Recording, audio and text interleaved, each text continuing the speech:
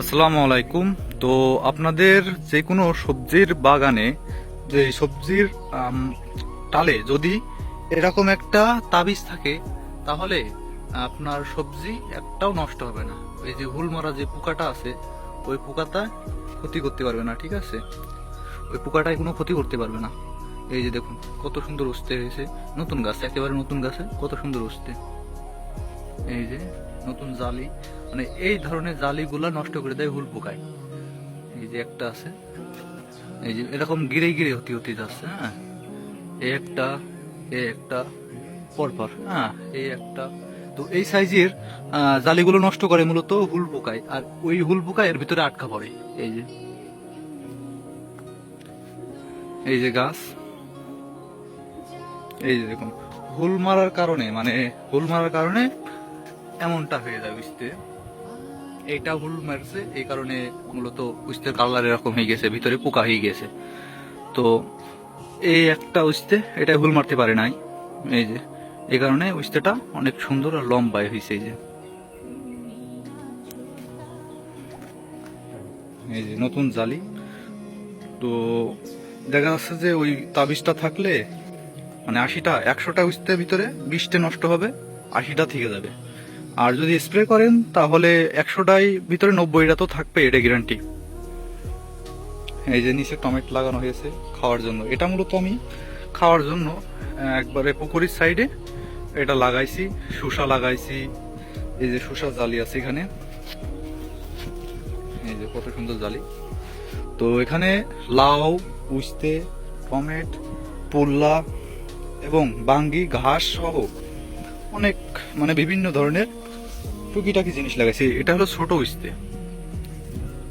এই যে দেখুন ছোট উস্তে ধর হয় বেশি কিন্তু সাইজই কম, খোসাই কম। আর বড় উস্তে ওইটা কম ধরে কিন্তু সাইজই বড়, কারণ এই কারণে খোসাই যায় ওইটা। এই যে ছোট উস্তে।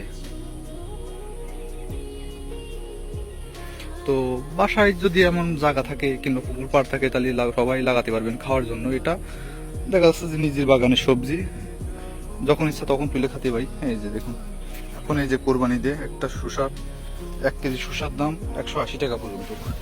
তো আমার এই যে এই বানে আমার থাকলে আর কিনে খাওয়া লাগে না। এই যে দেখুন জালি, এই যে বুঝতে জালি আসছে এখানে মূলত মাত্র ধরা শুরু হয়েছে। এই যে এই একটা শসা আরো ছিল, আমি ছিঁড়ে ফেলতেছি, এটাও ছিঁড়ে ফেলি। এই যে শসার সাইজ। তো আমি ওই কচিটা খেতে বেশি ভালোবাসি এই কারণে আর কি ছিঁড়ে ফেলি, বেশি বয়স হতে দিই না। এই যে লাউ আস্তে আস্তে ধরবে।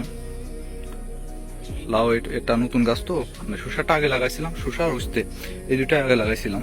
আর এই যে ঝালের চারা, এই দেখুন ভিতরে ঝালের চারা লাগাই দিয়েছি, বেগুনের চারা, পুঁইশাকের চারা আছে ওই সাইডে, পুঁইশাকের চারা, চাল কুমড়োর চারা। হ্যাঁ, মানে মোটামুটি সবকিছু একবারে লাগাইছি এখানে, যে আমার কোনো জিনিস বাজার থেকে কিনে খাওয়া লাগে না, মানে খাওয়া সবজিটা।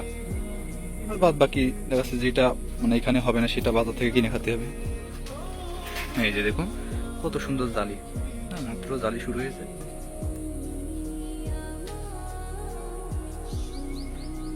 এই যে গাছটা মাত্র উঠছে আর কি বানে। আর নিচে কিন্তু কলমির শাক, এই যে আজকে সকালবেলা তুলছিল আমার মা। এই যে কলমির শাক লাগাইছে, ভিতরে যে ঝালের চারা আবার কত সুন্দর হয়ে গিয়েছে। ওখানে যে কিছু নিচে উঠাই দিছি আর কি, চাল কুমড়ো আছে ফলে ফলে। এই যে লাল শাকও বনে দিয়েছিলাম খোলে কিছুদিন আগে, এই যে 2 একটা লাল শাকও আছে এখানে। আর এখানে মূলত লম্বা একেবারে সবচেয়ে বড় হয় যে উস্তেটা, সেটাই যে দেখুন উস্তে সাইজটা কত বড়। হ্যাঁ প্রায় 1 কেজি হয়ে যাবে এমন সাইজের উস্তে। এই যে, আর এই যে তাবিজের ভিতরে অনেক পোকা মরছে। ওই ভিতরে একটা আছে উস্তে।